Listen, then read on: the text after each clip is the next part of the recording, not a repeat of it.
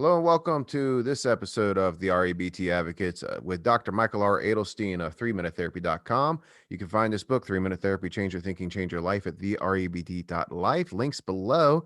And me, Tommy Bateman, counselor extraordinaire in Richmond, Virginia. You can email us both at rebtadvocates@gmail.com if you want to ask us questions, hate on us, or get counseling from us. We can do it all. So we got a question today from a friend, Sean Tendler, another counselor friend, and he asked a question about grief. But before we go further, Michael, do you have something to say? Just to more formally introduce myself, I'm Dr. Michael Edelstein. I have 40 years experience helping people with REBT, rational emotive behavior therapy. That's our thing. And you can find my practice link and my 3 Minute Therapy book link in the description below. Excellent, excellent. So, Michael, we were talking about grief. How does REBT handle that? Yeah, and that's Sean's question. And he says he has trouble using REBT with grief. And he does say that he starts with uh, discussing what happened with the client in the first 10 minutes and more background. So that's very good. I don't recommend you immediately go into orthodox REBT.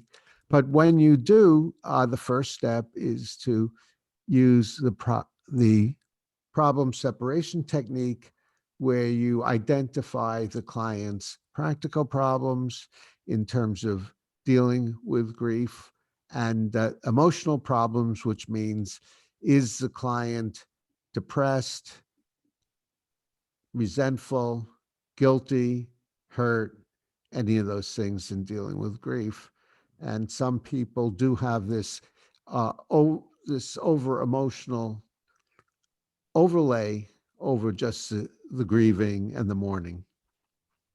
Yeah, exactly. So, and one of the things I wanted to hit on is let's see if the grief is a problem to begin with, right? So, grief is normal, and that's one of the things I do first is uh, talk about the grief with the client. I don't necessarily go in and saying you are sad because you are irrational. You should try something different. No, I kind of validate the grief that they're having. Of course, you're going to be sad if a parent dies or a loved one dies. That makes sense. However, and of course, you don't have to be sad, but of course, that's just a very normal thing. But if it becomes problematic, like the person is in hysterics or, having those emotions that Michael described, that's when we can engage REBT. Exactly. Now, some of the emotional problems people that I've worked with have had in dealing with the loss of a loved one is sometimes they felt guilty and they had a should there. I should have done more for my partner, my mother, my son or daughter. Sometimes they feel resentful, believe it or not. My partner should not have left me in the lurch or left me alone. So that's a should that causes the resentment. And some people tend to feel very depressed, which is the most common emotionally disturbed reaction. This is awful. This is terrible. It shouldn't have happened to me. Um, I need my partner or my parent. I can't fend without them. So those are some of the irrational beliefs people have. Tommy, have you come across others? And that pretty much sums it up. There's some that this pretty much the third major must or some sort of guilting themselves. The third major must being some form of life must be a certain way, which of course is false. Uh, the evidence does show that people do pass away. We do lose things. That's kind of uh, the norm of existence. But I don't necessarily jump right into that as Sean and Michael both have hinted at. We kind of we don't have to use the ABCs necessarily to teach REBT. We can teach the concepts without being harshly rational, if that's a way of putting it. Yeah, and one way is not to be harshly rational is to ask for permission. So you could say, and I do say, would you just like to discuss your relationship uh, that you had with this person, or would you like to discuss more about your feelings or other thoughts, or would you want help with the emotional problems you brought up, your guilt or hurt or loneliness? Yeah. So that's a gentler way, as Tommy is implying, to get into it. Yeah, it really kind of this discussion reminds me that sometimes folks think an REBT therapist is constantly going, "All right, this is the activating event, this is the belief, this is the consequence. Let's dispute that. Where's the evidence of that thought?" And you're just really hammering away all the time, which is not necessarily the case in the counseling session. Now, of course, on this show we kind of bang away at the philosophy, at the concepts, and we're very quick and direct, but that doesn't mean that's what we do in the counseling room. We slow it down. We develop. We can build a relationship. We can speak in less robotic terms. So it's a style thing, Sean. That's what I'm thinking here. Yeah, that's a great point. That's a great point.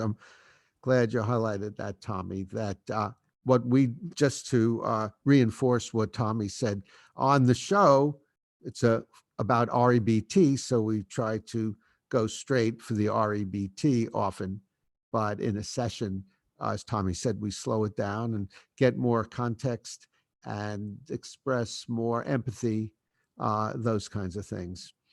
So, but getting to the heart of REBT, once you've identified the client's musts, which will probably lie along the lines of what we've mentioned, then you can teach them to do the 3-minute exercise, the ABCs, or what Albert Ellis called the rational self help form, and show them how they can work with it and come up with a new perspective, such as it's very sad that I'm dealing with this loss. It's tragic, but it's hardly the end of my world or the end of the universe. I'm still alive. I can still do many things to have an enjoyable, fulfilling, satisfying life, although it probably would have been better if I did it with my partner or still had my mother or father around as a guide or as a support. Yeah. So again, get rid of the musts, get rid of the shoulds, and reinforce your preferences, and then work toward achieving your preferences. If you're mourning the loss of a spouse and the loss of the relationship, then try to deepen or develop new relationships or develop new interests to take up the time that you would have spent with your partner. Yeah. So there are all kinds of ways to address it practically and emotionally. Tommy? Yeah, my last word is a lot of times my grief counseling hasn't gone too deep into REBT because I have found that oftentimes after I educate the client on the grief, and one of the things I say to them is time is usually a healer on this one, because sometimes people are not irrational thinkers. In fact, more often than not, they're not irrational thinkers about their grief. Um, but once they have time to process it, time to get over the initial shock, um, things become a lot clearer for them. And I find that I didn't really have to engage in REBT training or education to help that person. Of course, most of the time I have clients that are dealing with something else and then have some sort of grief or loss. So anyway, Yeah. So this is my next to last word, which is there are some other demands people often have on themselves in dealing with grief. And one is I'm not grieving enough and I should be grieving more. And this shows I'm insensitive hmm or or cold person. And another one is I'm grieving too much and I should be over it by now. again, it is a should in there.